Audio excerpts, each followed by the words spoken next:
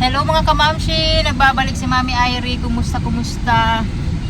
Uy, sobrang init naman ngayon ng panahon. And kakatapos lang namin magbili ng mga costume ng mga bata dahil may event sila sa Wednesday. Dapat mag-order ako sa online. Ang problema mga kamamshi, darating yung order late na. Kaya sabi ko kay Daddy Marco na maghanap kami ng costume dito sa downtown. Nakahanap kami ng costume kay Ellie. Cinderella siya. Yung kay Ellie, kay Olivia naman, Narnia. Kaya lang, wala sila. Ang binili ko na lang yung medyo malapit-lapit sa Narnia na costume. Basta na lang kami naggawa ng paraan ni Daddy Marco. And ngayon susunduin namin si Ellie. Actually late na, alas 12 na, 12:04. Susunduin namin si Ellie sa school nila. Pupunta kami sa hospital kasi may vaccine siya. And binilang ko siya ng pizza kasi nag-request si Ellie kanina ng pizza. Ay nag-promise ako, kaya kailangan kong pa rin yun dahil nag-promise si Mami Irie sa kanya. Ito lang pizza, 4 na slice. Ito yung mga pinamili namin. So bakuna din ni Ellie ngayon kasi 4 years old na siya. Last year nagbakuna siya, July ata yun or August. Dito na sa Pinas na bakuna. Siyempre may bayad dahil private. Mahal din ang bayad sa bakuna, Diyos ko. Ito yung downtown Tacloban, Old Tacloban.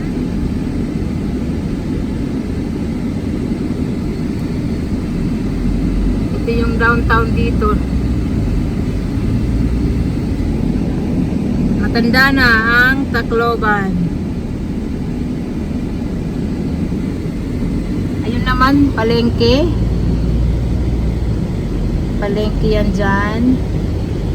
Yan, mga shop.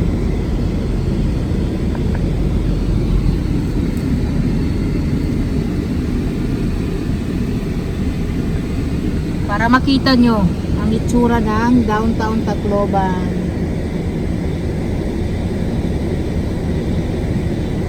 Dito naman, ayan, mga bangko.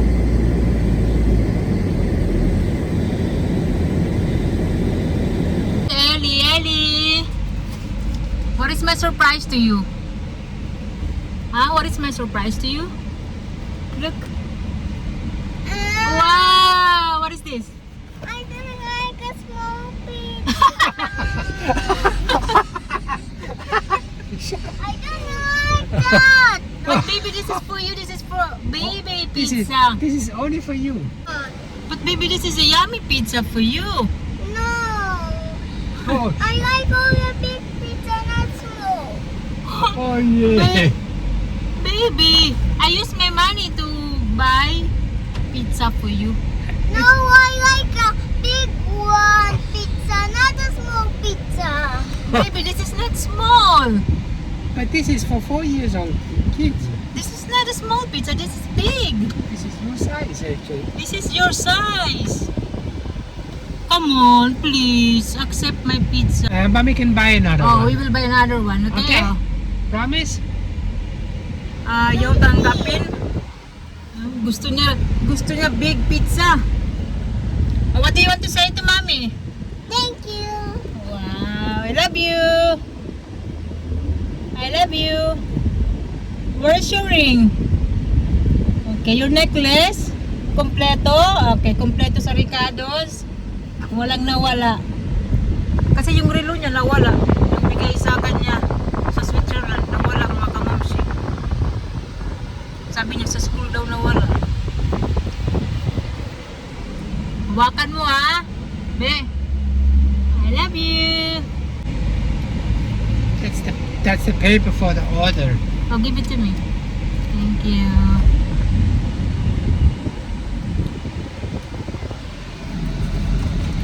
So pupunta na kami sa hospital para magpabakuna. Malapit na kami sa hospital. Ayun yung hospital. Diyan magpapabakuna si Ed. So ito naman yung Robinsons. Ito yung unang Robinsons dito.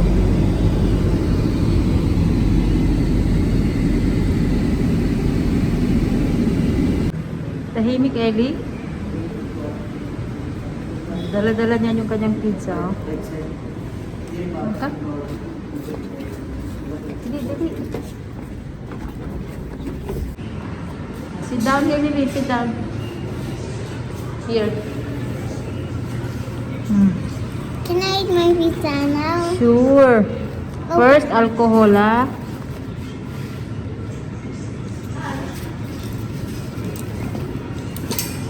Doon yung Alcohol. pedya niya. Ayun, yung pedya. Kakain na si Ellie. Wow! Big pizza, oh. It's not small. Nag-alcohol. Nag-alcohol na kami. Spicy? No, it's not spicy. This is your favorite.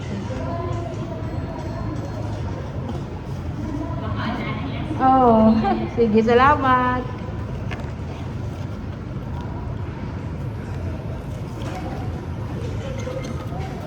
Takpan ko ulit. Uy, slowly, uy.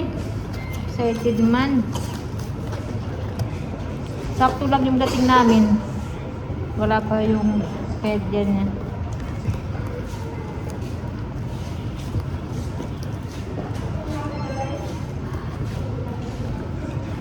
Good, Eddie?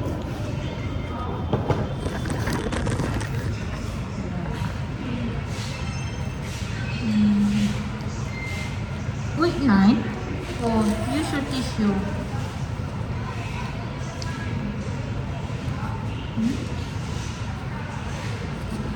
Ito yung nanay.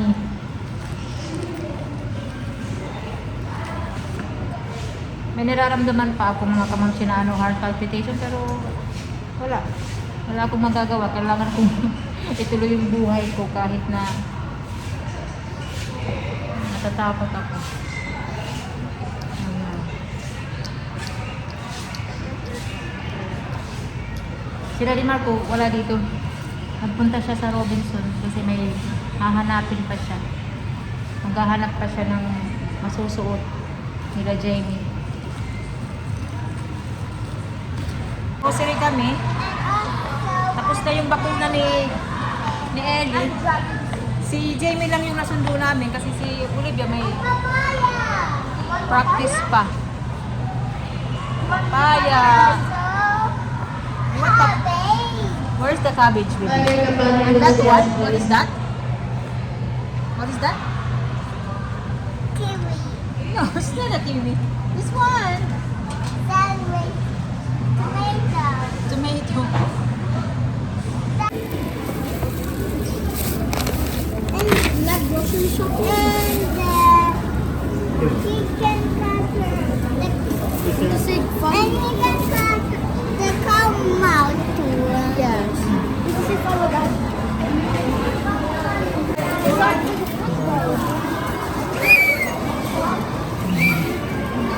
Nandito na si Olivia. Ate! Hi, ate! I have cactus. Look, ate. Hello! So you're... Ayo, kay may pinch-pinch. So, pinapakita niya yung kanyang turo. Sinuot na ni Ellie yung kanyang costume. Cinderella siya. Ayan, may guantes pa. Turn around, baby. Wow! Oh, mommy, this can Si- be my jacket. Si Olivia naman, ayan siya. Ayan. Olivia, look at me. Mommy, this can be my jacket. Mhm. What's Olivia as? Narnia. Oh, like that, like But that. how can we do if I do like this? It keeps We will buy a... Ano ba yun? Yung Is that perdible. princess or prince? Perdible na lang. It's like a prince. Kasi yan na lang nabili namin kasi wala nang choice. Oh, kuya. Where the... This one or this one? One cute ni Ellie. Ellie princess! Good. Ito naman kay Kuya Jamie. Actually, wala kaming nahanap sa kanya na ano talaga costume. Kaya nagawa na lang kami ng paraan ni Daddy Marco kasi wala na kaming oras. Look at me. Ayan. My crown. This is not your crown. Kulang kami sa oras kasi kung mag-order kami online, hindi rin sigurado kung darating sa Martes. Oh, okay na. That's okay. That's okay, kuya. Is that okay, huh? Good, huh? It's leisure. You know, leisure. That means why? It should be like this. No, like this. Like this. Hi, Abby. My wishes! Huh? Mommy! Hmm. Oh, What is that? my wishes! If you find something, we'll buy something different. But we cannot find. Na-try na nila yung mga ano nila susuotin next week. Yung kanilang mga costume kunuhay. Yung kay Ellie, walang problema. Talagang saktong-sakto yun. Cinderella talaga. Yung kay Jamie at Olivia lang yung mahirap hanapin. Okay lang sana mga kamamsi kung may oras pa kami, di ba? Makaka-provide kami ng tamang costume talaga sa kanila. Ngayon lang kami in-inform. This week lang. So, kulang sa oras, di ba? Kaya nga, i-message ko yung teacher nila na pag may mga ganyan na event, dapat mga 2 weeks. Ganyan, hindi 1 week. 2 weeks or 3 weeks para makapag-prepare pa kami, makahanap kami kung wala dito sa Tacloban, makapag-order kami. Minsan, pag mag-online ka, online shop, sa Shopee or ano ba yun? Lazada. Ang gusto kong sabihin sa Lando, yung sa Switzerland. Lazada or Shopee. Ino-order pa sa sa China, tapos matagal. And pala mga kamamsi, may nag-apply pala sa akin na katulong ba? Di ba naghahanap na kami ng namin dito, makakatulong ba sa bahay? May nag-apply, kaya lang hindi ko tinanggap dahil may edad na. Hindi naman sa ako sa may edad na, kaya lang 50 na. Tapos syempre dito rin, hindi lang naman sa paglinis, syempre magbabantay din sa mga bata minsan pag wala kami, ganun, mag-a-assist ba sa akin sa pag-alaga, all around ba mga kamamsi. Kaya sabi ko hindi pwede. Mas okay sa akin, mga 41, ganyan, mga 40 plus, okay yan. Ayun, na 50 na, kaya hindi ko tinanggap. Naaawa ako, kaya lang wala. Sabi ko hindi pwede. Taga siya, Leyte. Bali, nirekomenda siya dito. Yung kapitbahay namin dito, may katulong. Siya ang nagrekomenda sa akin, taga Leyte din siya. May edad na rin. Tinanong ko nga siya kung bakit siya nag-apply. Mas matanda siya, mga na siya, 50 plus. Sabi ko, bakit ka nag-apply ng maging katulong tapos may edad ka na? Sabi niya na kailangan daw para mapatapos niya yung kanyang anak, yung kanyang bunso. Mapatapos niya, mabayaran niya yung tuition fee, ganun. Matanda na siya mga kamamsi. Tapos ang trabaho niya bata. Pero ganun talaga, di ba? Bilang ina, magsakripisyo. Tapos nung umayaw ako doon sa isang nirekomenda niya,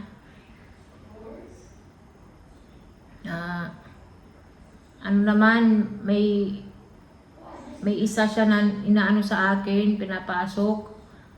Bata naman, mga 20 plus. Ang problema, may anak, maliit pa. Diyos ko. Mas bata pa kay Ellie, kaya sabi ko, ayoko rin kasi naawa rin ako sa bata. Baka, naaawa ba ako kasi iiwanan siya ng nanay, tapos dito siya magtatrabaho sa amin, naalagaan niya yung mga anak ko. So yung anak niya hindi niya babantayan. So sabi ko wag na lang. Mas mabuti yung okay lang naman sa akin kung may anak. Pero dapat malaki na. Hindi yung maliit pa, mga 1 or 2 naawa ako. Mahirap ngayon maghanap ng mga mga nag-a-apply ba ng katulong, mahirap, sobrang hirap. Tatanungin muna yung sahod, tapos pag naliitan sila sa sahod, aayaw. Siyempre sa una may may paunang sahod ka. Ako naman, halimbawa mga ilang araw lang magustuhan ko siya, makita ko na maganda yung kanyang trabaho, tataasan na agad. Eh syempre sa una muna, hindi malaking sahod kasi baka umalis, 'di ba? Baka unang sahod lang alis na agad. Mahirap. So ayun, maghanap na naman tayo. Actually naghahanap ako sa online kaya lang parang mahirap din sa online. May nababasa ako na halimbawa may nag-a-apply tapos binibigyan nila ng pamasahe pero pag kinabukasan na hindi na sumisipot. Kawawa naman yung tao, yung nagbigay ng pera, 'di ba? Ini-scam pala. So hanap tayo mga kamamshi. Yun lang. At saka may nabasa ako na nag-comment din na bakit maghanap pa ako ng katulong? Ko na ba to na? Nasabi ko na ba? Bakit naghahanap pa ako ng katulong? Nandito naman yung pamilya ko, sila mama at papa. Mas maganda rin kasi na may katulong. May sarili akong katulong ba? Para hindi ako mag-depende kay na mama araw-araw. At saka may edad na rin sila mama. Ayoko na ako pabigat sa kanila ba. Gusto ko si mama pupunta na lang dito sa amin, mag-a-assist na lang din sa akin ganyan. Ayoko na nung pa siya tatrabaho, lalaba, maghuhugas. Actually si mama, sinasaway ko talaga yan na mama, pag dito ka sa bahay, ka lang, hugas, ganyan. Or kung hindi ako makaluto, ayan, magluto ka. Ayoko na nagtatrabaho siya dito. Kaya lang si mama, hindi siya makatiis na hindi magtrabaho. Ganun talaga ang mga nanay, mga kabamsi, kahit hindi mo yan inuutusan, talagang magtatrabaho yan. Kaya dyan yun ako na nai-stress. Tapos si mama, dapat pahinga time na, di ba? Pero si mama, pa rin yan, magtrabaho. Kaya hindi rin ako makapagpahinga kasi nahihiya naman ako na, si mama, trabaho ng trabaho, tapos ako, nakapahinga, umuupo.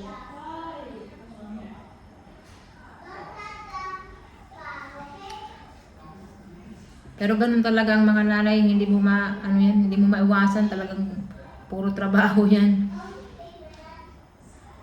So, ayan mga kamamshi, ito lang muna yung video natin.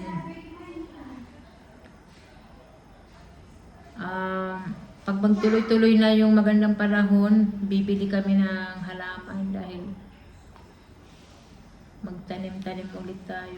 Hindi pa okay yung pakiramdam ko. May pa rin ako dito, may nararamdaman. Pag ako, heart palpitation, yan yung tiyan ko, mahapdi. Tapos minsan parang pag after ng heart palpitation, parang humihilab siya dito. Mahirap siya ma-explain pero hindi siya maganda sa pakiramdam talaga. Ang ginagawa ko na lang, nililibang ko na lang yung sarili ko kasi pag iniisip ko siya talagang ako na-stress talaga. So, sana maging okay na sa mga susunod na araw. Tuloy pa rin naman yung pag-inom ko ng gamot. So, maraming salamat mga kamamshi. Si Eileen nandun. Tatapusin ko na yung video dahil akyat na kami matutulog. Bye-bye! See you sa next video.